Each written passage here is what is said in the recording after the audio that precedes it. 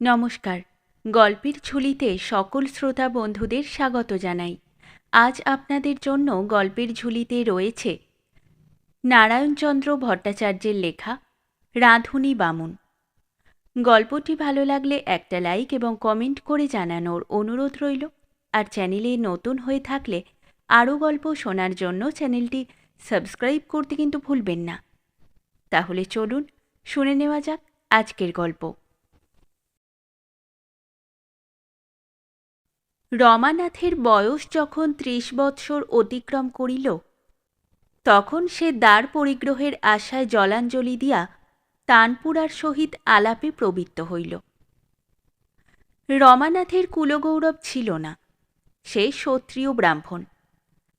তাহাদিগকে কন্যাপণ দিয়া বিবাহ করিতে হইত। সে পণের মাত্রাও নিতান্ত কম ছিল না। তাহার পিতা ৭৫০ টাকা কন্যাপণ দিয়া তাহার মাতাকে গৃহে আনিয়াছিলেন। তাহার ক্ষুল্লতাৎ সম্পর্কীয় এক জ্ঞাতি সর্বস্ব বাঁধা দিয়া এক চতুর্থ বর্ষীয়া বালিকার পাণিগ্রহণ করিয়াছিল। কিন্তু বিবাহের কয়েক মাস পরেই ৯০০ টাকা মূল্যের বালিকাটি প্লীহা জ্বরে দেহত্যাগ করিল। আর বরমহাশয় ঋণের দায়ে ব্যতিব্যস্ত হইয়া উদ্বন্ধনে দেহত্যাগপূর্বক বালিকা পত্নীর অনুগমন করিল। সরস্বতীর সহিত রমানাথের পরিচয় নাই বলিলেও চলে। কমলারও তাহার উপর বড় একটা অনুগ্রহ ছিল না। সুতরাং কোনো বুদ্ধিমান ব্যক্তি ৬০০ রজত মুদ্রা হস্তগত না করিয়া তাহাকে জামাতৃপদে বরণ করিতে স্বীকৃত হইল না। কেবল কয়েক মাস পূর্বে নলহাটির রূপরাম চক্রবর্তী মহাশয় সবিশেষ দয়ার বশবর্তী হইয়াই ৫৪৯ টাকা মাত্র পণ লইয়া আপনার ৬ বৎসর বয়স্ক কন্যাকে রমানাথের হস্তে সমর্পণ করিতে উদ্যত হইয়াছিলেন। পণের টাকা ছাড়া সেই ৬ বৎসরের মেয়ের ২৫০ টাকার গহনারও এক ফর্দ ছিল। রমানাথ জমিজমা বন্ধক দিয়া বহু কষ্টে পণের টাকাটা জোগাড় করিল, কিন্তু ফর্দমতো সকল গহনার জোগাড় করিয়া উঠিতে পারিল না। কেহ কেহ পরামর্শ দিল, গহনার জন্য বড় একটা আটক রহিবে না। নির্দিষ্ট দিবসে রমানাথ টোপর মাথায় দিয়া ২-৫ জন বরযাত্র লইয়া বিবাহ করিতে গেল। কিন্তু বিবাহ হইল না। পাত্রীর গর্ভধারিণী সোনার ৫ নর ও রূপার গুজরি পঞ্চমের অভাব দেখিয়া মেয়েকে লইয়া ঘরে খিল দিলেন। রমানাথ অনেক সাধ্য সাধনা করিল। শেষে গহনার মূল্যস্বরূপ হ্যান্ডনোট পর্যন্ত লিখিয়া দিতে চাহিল, কিন্তু কিছুতেই কিছু হইল না। বুদ্ধিমান চক্রবর্তী মহাশয় উত্তর করিলেন, বাবু হে, কাল তুমি যখন আমার জামাতা হবে, তখন কি আমি হ্যান্ডনোট নিয়ে তোমার নামে নালিশ করতে যাব? লোকে যে আমার গায়ে ধুলো দেবে। অগত্যা রমানাথ সেই রাত্রেই বরযাত্রীদের সহিত বিষণ্ণ চিত্তে ঘরে ফিরিতে বাধ্য হইল। লাভের মধ্যে খরচ খরচায় তাহার ২ বিঘা জমি হস্তান্তরিত হইয়া গেল। রমানাথ লজ্জায় কয়দিন বাড়ির বাহির হইতে পারিল না। সেই দিন হইতে রমানাথ বিবাহের সংকল্প ত্যাগ করিল এবং একটা তানপুরা কিনিয়া গীতবাদ্য শিক্ষায় মনোনিবেশ করিল।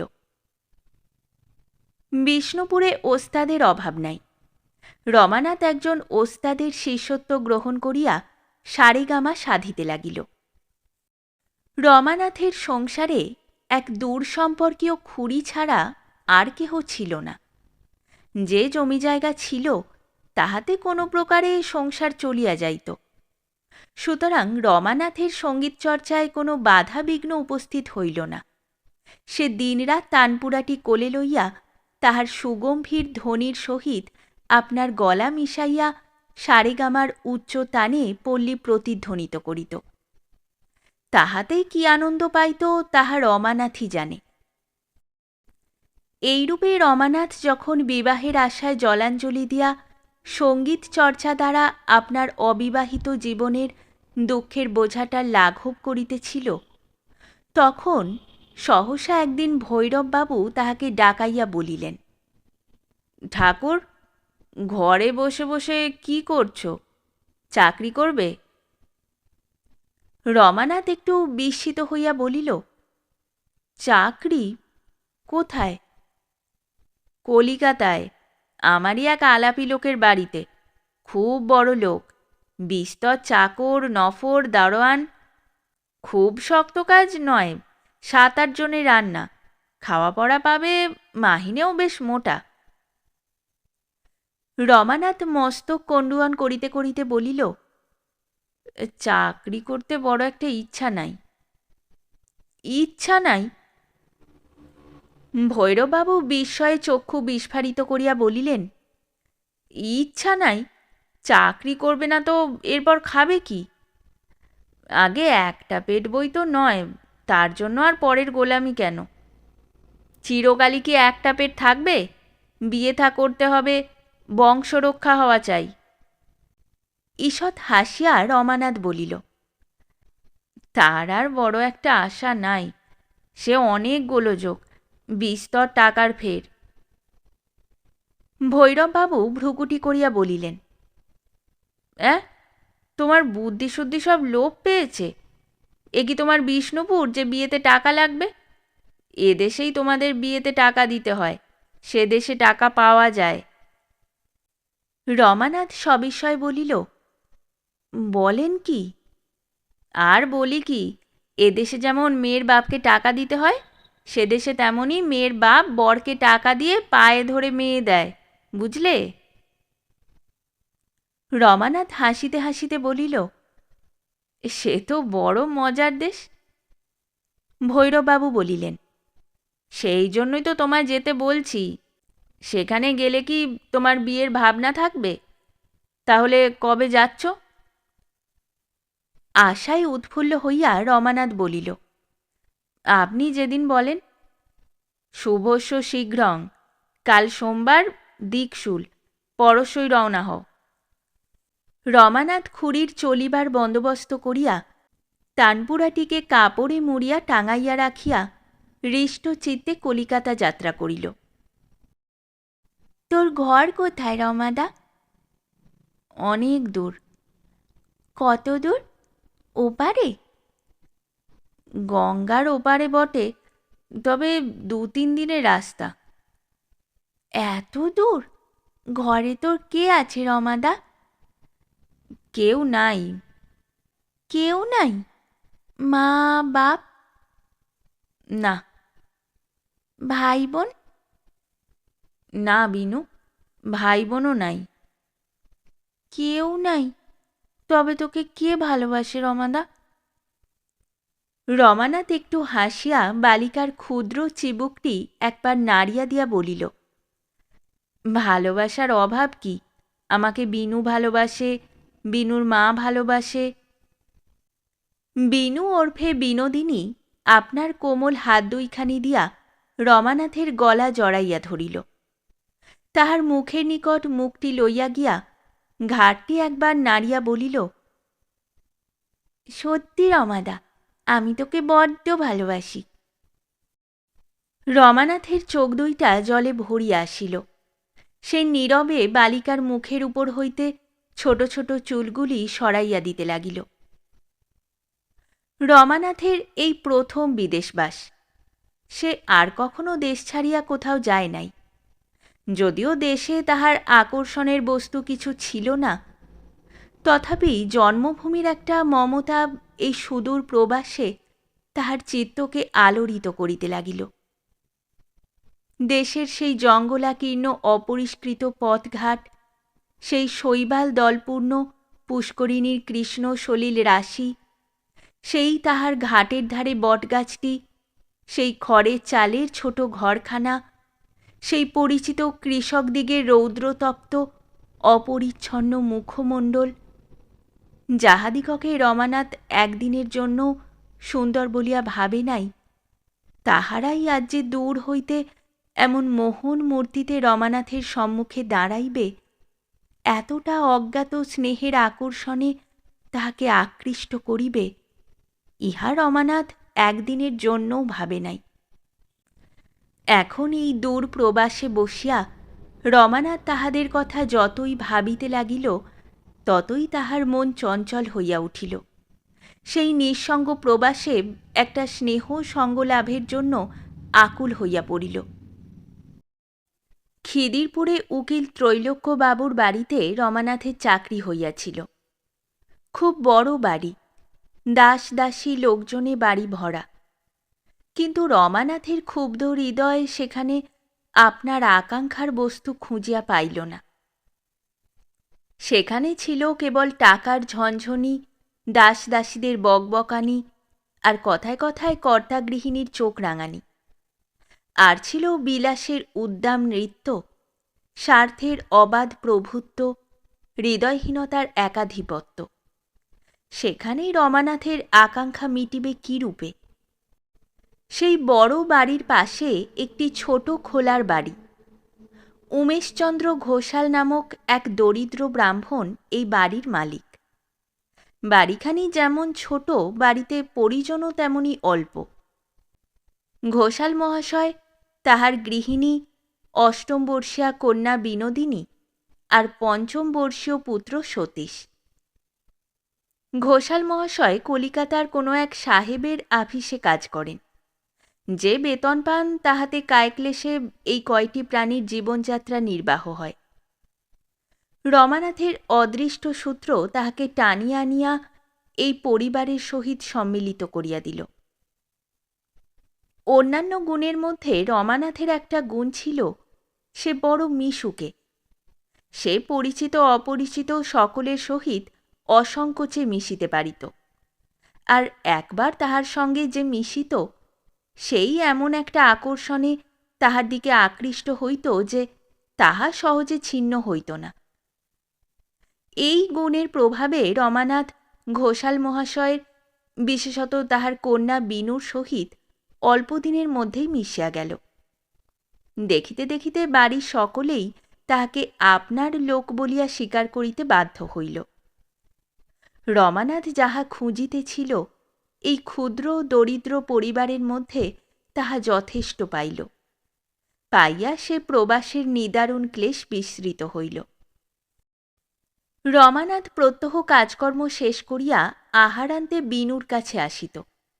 বিনুর ও সতীশের সহিত খেলা করিয়া গল্প বলিয়া মধ্যাহ্ন কাটাইয়া দিত। অপরাহ্নে কখনো কখনো বিনুকে লইয়া বেড়াইতে বাহির হইত। বেড়াইতে গিয়া বিনু কখনো খাবার, কখনো খেলনা, কখনো কাঁচের চুড়ি বা মাথার কাঁটা পাইত। পাইয়া বিনু যখন হাত নাড়িয়া, ঘাড় দোলাইয়া, মাথার ছোট ছোট চুলগুলিতে ঢেউ খেলাইয়া আনন্দে নাচিয়া উঠিত, তখন রমানাথ বাবুর ধমক, গৃহিণীর অকারণে প্রদত্ত অপবাদ সকলই ভুলিয়া গিয়া আপনার অর্থোপার্জন সার্থক জ্ঞান করিত। ক্রমে বিনু ও রমাদার উপর এমন আসক্ত হইয়া পড়িল যে রমাদা না হইলে তাহার একটা দিনও চলিত না। ৩০ বৎসরের যুবকের সহিত অষ্টম বর্ষীয়া বালিকার প্রেমানুরাগ সম্ভব না। সুতরাং আমরা এই ভালোবাসাটাকে প্রেম বা প্রণয় নামে অভিহিত করিতে পারিলাম না। সেদিন রবিবার বলিয়া রমানাথের আসিতে একটু বিলম্ব হইয়াছিল। বিনু যেন অস্থির হইয়া পড়িয়াছিল, কেবল ঘর বাহির করিতেছিল। বারবার ব্যগ্র দৃষ্টিতে পথের দিকে চাহিতেছিল। আর এখনও কেন রমাদা আসিল না, ইহা জিজ্ঞাসা করিয়া মাতাকে উত্ত্যক্ত করিয়া তুলিতেছিল।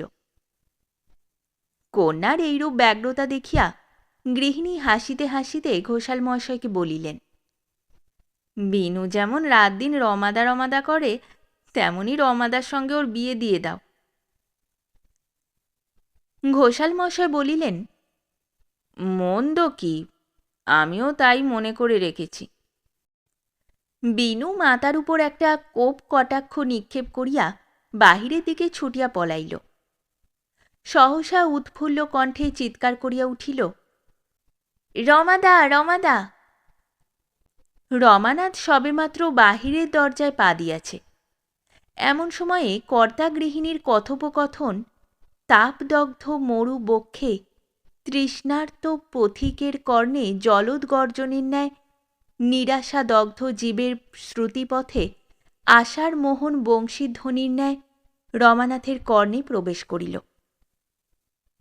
গাঢ় তিমিরাচ্ছন্ন পথমধ্যে সহসা সমুজ্জ্বল আলোক দর্শনে পথিক যেরূপ ক্ষণেকের জন্য দৃষ্টি বিভ্রান্ত হইয়া পড়ে, তেমনি রমানাথ আশার অতীত কথা শুনিতে পাইয়া মুহূর্তের জন্য স্তম্ভিত হইয়া পড়িল। সে তো একদিনের জন্য এমন দুরাশাকে হৃদয় স্থান দেয় নাই। বিনুর সহিত তাহার বিবাহ! রমানাথের হৃদয় আলোড়িত হইয়া উঠিল। সে আর অগ্রসর না হইয়া পশ্চাৎপদ হইল। এমন সময় বিনু উচ্চকণ্ঠে ডাকিল, রমাদা, রমাদা! রমানাথ ছুটিয়া ত্রৈলোক্যবাবুর বাড়িতে ঢুকিয়া পড়িল। সেই দিন হইতে রমানাথের চিন্তা সম্পূর্ণ বিভিন্নমুখী হইল। খাইতে শুইতে বসিতে আশা আসিয়া তাহাকে এক অদৃষ্টপূর্ব কল্পনা রাজ্যে লইয়া গিয়া ঘুরাইতে লাগিল। রমানাথ দেখিল সে সেই মনোহর রাজ্যের রাজা, আর বিনোদ তাহার রানী। রমানাথ 4 বৎসরকাল এই আশাকল্পিত স্বপ্নরাজ্যে ঘুরিয়া বেড়াইল। বিনু এখন 12 বছরের মেয়ে। এখনও তাহার বিবাহ হয় নাই, হইবার কোনো কথাও শোনা যায় না।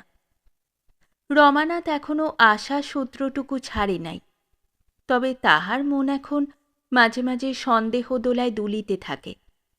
ঘোষাল মহাশয় সত্যই কি বিনুকে তাহার হাতে তুলিয়া দেবেন? তাহার আশা তরুতে সত্যই কি এই দেব দুর্লভ কুসুম প্রস্ফুটিত হইবে? সত্যই কি তাহার নিদাগ শুষ্ক হৃদয় খাদে বিনোদ প্রবাহিনী প্রবাহিত হইবে? যদি ঘোষাল মহাশয়ের সেই ইচ্ছাই থাকে, তবে এত বিলম্ব করিতেছেন কেন? যখন পাত্রপাত্রী উভয়ই উপস্থিত, তখন মেয়ে এত বড় করিয়া রাখা কেন?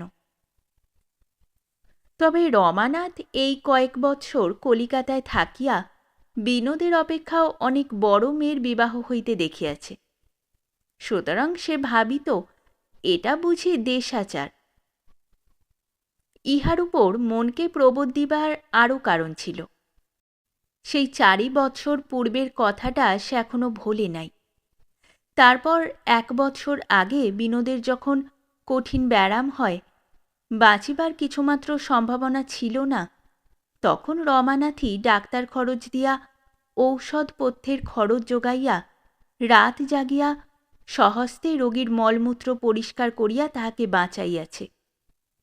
সেই সময় কন্যার সেই জীবন মৃত্যুর সন্ধিক্ষণে গৃহিণী কাঁদিতে কাঁদিতে বলিয়াছিলেন, বাবা রমানাথ, বিনু যদি বাঁচে তবে সে তোমারই।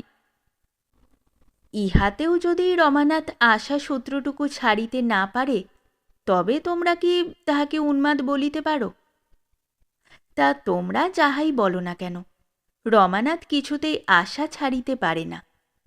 ছাড়িলে বুঝি সে বাঁচিবে না। রমানাথ এখনো পূর্বের ন্যায় ঘোষাল মহাশয়ের বাটিতে যাতায়াত করে এবং বিনুর সহিত গল্প বা হাস্য পরিহাসে সময় কাটায়। তবে এখন বিনু আর বালিকা নয়, তাহার আর সে বালিকা সুলভ চাঞ্চল্য নাই। তাহার সহিত কৈশোরের গাম্ভীর্য আসিয়া মিশিয়াছে। সে এখন আর রমানাথের সঙ্গে বেড়াইতে যায় না। খেলনা পাইলে তেমন ঘাড় মুখ নাড়িয়া তালি দিয়া নাচিয়া ওঠে না। রমাদার গলা জড়াইয়া চোখে চোখ রাখিয়া আবদার করিতে পারে না। তাহার কথায় যেন একটু সংকোচ আসিয়াছে, চলনে একটু ধীরতা আসিয়াছে, দৃষ্টি একটু লজ্জামাখা হইয়াছে। রমানাথ তাহার এই সকল পরিবর্তন লক্ষ্য করে আর মনে মনে একটা স্বপ্নরাজ্যের কল্পনা করিতে থাকে। সেদিন মধ্যাহ্নে রমানাথ সতীশের সহিত গল্প করিতে করিতে ঘুমাইয়া পড়িয়াছিল। ঘরের বাহিরে দরজার পাশে বসিয়া বিনোদ পুঁতির মালা গাঁথিতেছিল। রমানাথকে ঘুমাইতে দেখিয়া সতীশ আসিয়া দিদির পাশে বসিল এবং ছড়ানো পুঁতিগুলি গুছাইয়া দিয়া দিদির এই শ্রমসাধ্য কার্যে সহায়তা করিতে লাগিল। এইরূপ করিতে করিতে সতীশ সহসা বলিল, দিদি, তোর বিয়ে? বিনোদ তাহাকে ধমক দিয়া বলিল। দূর! সতীশ সে ধমকে ভয় পাইল না। ঈষৎ হাসিয়া বলিল, দূর বই কি, আমি শুনেছি, মা বাবাকে বলছিল। বিনোদ চঞ্চল দৃষ্টিতে একবার এদিক ওদিক চাহিয়া নিম্নস্বরে বলিল, কি বলছিল? বলছিল রমাদার সঙ্গে তোর বিয়ে হবে। সহসা মালার সুতাটা হাত ফসকাইয়া পড়িয়া গেল। অনেকগুলি গাঁথা পুঁতি খুলিয়া ছড়াইয়া পড়িল। বিনোদ সেগুলোকে কুড়াইতে কুড়াইতে বলিল, তারপর? মা বললে রমানাথ ছেলেটি বেশ। তীব্র শ্লেষের স্বরে বিনোদ বলিল, দিব্যি নব্য ছোকরাটি। রমানাথ তখন কি একটা দুঃস্বপ্ন দেখিয়া জাগিয়া উঠিয়াছিল। সতীশ বা বিনোদ তাহা জানিতে পারে নাই। সতীশ বলিতে লাগিল, খাওয়া পড়ার কষ্ট পাবে না। বিনোদ বলিল, পড়ার না হোক, খাওয়ার কষ্ট নাই বটে, চমৎকার রাঁধুনি বামুন। সেই ক্ষুদ্র কণ্ঠের মৃদু স্বর যাহা একদিন রমানাথের শ্রবণে অমৃত বর্ষণ করিত, আজই তাহা যেন গর্জনে দিগন্ত কম্পিত করিয়া শত বজ্রের বেগে রমানাথের হৃদয়ে আঘাত করিল। সে আঘাতে রমানাথ যেন একটা দুঃস্বপ্ন হইতে জাগিয়া উঠিল। রমানাথ সেদিন ও সে রাত্রি শুধু ভাবিয়া কাটাইল। তাহার পরদিনও অনেক ভাবিল। ভাবিয়া শেষে একটা সংকল্প স্থির করিয়া সন্ধ্যার পর ঘোষাল মহাশয়ের সহিত সাক্ষাৎ করিল। ঘোষাল মহাশয় তখন আফিস হইতে আসিয়া জলযোগান্তে হুঁকা হাতে বাহিরে ছোট ঘরটিতে বসিয়াছিলেন এবং তাম্রকূট ধূম প্রয়োগে চিন্তা শক্তিটাকে উদ্বুদ্ধ করিয়া রাঁধুনি বামুনের হাতে মেয়ে দেওয়া সঙ্গত কিনা তাহারই মীমাংসায় প্রবৃত্ত হইয়াছিলেন। রমানাথকে মেয়ে দিতে তাহার সম্পূর্ণ অনিচ্ছা, কিন্তু হইলে কি হয়? একদিকে ইহাতে গৃহিণীর বিশেষ জেদ, অন্যদিকে অর্থাভাব। এই উভয় সংকটে কর্তব্য কি, তাহারই চিন্তায় ঘোষাল মহাশয়ের মস্তিষ্ক আলোড়িত হইতেছিল। এমন সময়ে রমানাথ আসিয়া তাহার চিন্তাস্রোতে বাধা দিল। ঘোষাল মহাশয় মুখ তুলিয়া চাহিয়া বলিলেন, রমানাথ, এ সময় যে? তোমার চেহারাটা এমন কেন? আগে শরীরটা বড় ভালো নাই। অসুখ বিসুখ হয়েছে নাকি? রমানাথ একটু অপ্রতিভভাবে বলিল, এমন বিশেষ কিছু নয়। রমানাথ বসিল। বসিয়া অন্যান্য দুই চারি কথার পর বলিল, বিনু বড় হয়ে উঠেছে, তার বিয়ের চেষ্টা না করা আর ভালো দেখায় না। ঘোষাল মহাশয় হুঁকায় একটা টান দিয়া বলিলেন, মনে মনে বললেন, বড় গরজ দেখছি যে। আমার মতে আর দেরি করা উচিত নয়, একটি ভালো পাত্র দেখে। একটু বিরক্তির স্বরে ঘোষাল মহাশয় বলিলেন, ভালো পাত্র পাব কোথায়? পাত্রের অভাব কি? পাত্রের অভাব নাই, কিন্তু টাকার অভাব। কত টাকার দরকার? ঘোষাল তীব্র দৃষ্টিতে রমানাথের মুখের দিকে চাহিয়া বলিলেন, তুমি কি বলছ? বলছি, কত টাকা হলে ভালো পাত্র পাওয়া যায়? ওরই মধ্যে একটু ভালো খুঁজতে হলেও অন্তত 400 টাকার কমে হয় না। রমানাথ একটু কাশিয়া গলাটা পরিষ্কার করিয়া বলিল, টাকার জন্য ভাবনা নাই, আপনি পাত্র দেখুন। টাকা দেবে কে? আমি। রমানাথ উঠিয়া দাঁড়াইল। ঘোষাল মহাশয় বিস্ময়ের প্রথম বেগটা সংবরণ করিয়া লইয়া বলিলেন, বাপু, একটু দাঁড়াও, তুমি যে এতগুলো টাকা দেবে। বাধা দিয়া রমানাথ বলিল, আমি টাকা আপনাকে দেব না, বিনুকে দেব। কিন্তু একটা কথা। কি? বিনু যেন এটা জানতে না পারে। ঘোষাল মহাশয় ভালো করিয়া রমানাথের মুখখানা দেখিলেন, কিন্তু তাহাতে বিশেষত্ব কিছুই দেখিতে পাইলেন না। তিনি ঈষৎ প্রফুল্ল কণ্ঠে বলিলেন, ভালো, তাই হবে। কিন্তু আর একটা কথা, গিন্নি বলছিলেন। রমানাথ বলিল, তিনি মেয়ে মানুষ, তার কথা ছেড়ে দিন, তাকে বলবেন। রমানাথের স্বরটা জড়াইয়া আসিল। আমার আর এ বয়সে বিয়ে করা সাজে না। রমানাথ আর কোনো উত্তরের প্রতীক্ষা না করিয়া দ্রুতপদে চলিয়া গেল। ঘোষাল মশাই হুঁকাটা রাখিয়া স্বস্তির একটা দীর্ঘশ্বাস ফেলিয়া আপন মনে বলিলেন, এতদিনে মেয়েটার একটা গতি হল। টাকা থাকিলে পাত্রের অভাব হয় না। কয়েকদিনের মধ্যেই মনোমতো পাত্র পাওয়া গেল। মেয়েকে 200 টাকার গহনা এবং ছেলেকে 150 টাকা নগদ দিতে হইবে, বাকি 50 টাকা ঘর খরচ। ঘোষাল মহাশয় রমানাথকে ইহা জানাইলেন। বিবাহের দিন স্থির হইয়া গেল। বিবাহের 3 দিন পূর্বে রমানাথ 400 টাকা আনিয়া ঘোষাল মহাশয়ের হাতে দিল। 5 বৎসর খাটিয়া সে এই টাকাগুলি জমাইয়াছিল। কঠোর পরিশ্রমে সঞ্চিত এতগুলি টাকা আজি বিনুর সুখের জন্য উৎসর্গ করিয়া রমানাথ কি সুখ পাইল তাহা সেই বলিতে পারে। ঘোষাল মহাশয় টাকাগুলি গণিয়া তুলিলেন। বাড়ির ভিতর হইতে গাত্র হরিদ্রা শঙ্খ ও হুলুধ্বনি উত্থিত হইল। রমানাথ ছুটিয়া সেখান হইতে পলাইল। পরদিনই কাজে জবাব দিয়া রমানাথ দেশে চলিয়া গেল। দেশে গিয়া রমানাথ দেখিল 2 বৎসর আগে তাহার খুড়ি মারা গিয়াছে। ঘরের চালে খড় নাই, প্রাচীর স্থানে স্থানে ভাঙিয়া পড়িয়াছে, উঠানে আগাছার জঙ্গল জন্মিয়াছে। ঘরের জিনিসপত্র কতক চোরে লইয়া গিয়াছে, কতক প্রতিবাসীরা লইয়া গিয়া রাখিয়া দিয়াছে। ঘরের ভিতর কেবল কয়েকটা ভাঙা হাঁড়ি গড়াইতেছে, আর দেয়ালের গায়ে ঝুলিতেছে সেই সাধের তানপুরাটা। তাহার তার ছিঁড়িয়া গিয়াছে।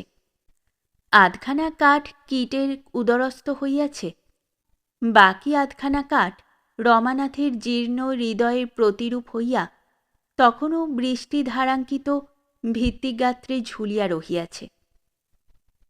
রমানাথ স্তব্ধ শ্বাসে শূন্য দৃষ্টিতে অতীতের সেই জীর্ণ স্মৃতিটুকুর দিকে চাহিয়া রহিল। বাহিরে তখন কে গাহিতেছিল, মা, আমায় ঘুরাবি কত, কলুর চোখ ঢাকা বলদের মতো। রমানাথ সেই জীর্ণ কাঠখানাকে বুকের উপর চাপিয়া ধরিল। সন্ধ্যার ধূসর ছায়া তাহার চারিপাশে কৃষ্ণ যবনিকা টানিয়া দিতে লাগিল।